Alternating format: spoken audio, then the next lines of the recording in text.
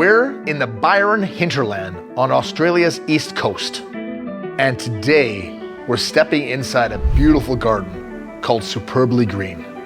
At first glance, it looks like a typical greenhouse growing cannabis. But it's not.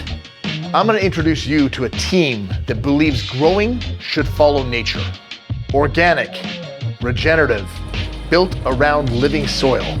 In an industry that often leans towards scale and efficiency, they've chosen a different path. One focused on an entire ecosystem that feeds this plant. Inside, we'll talk to one of the growers behind it all. We'll learn how companion planting and living soil work together. See how their compost is made from the ground up, and step into the lab to see how tissue culture keeps their genetics thriving.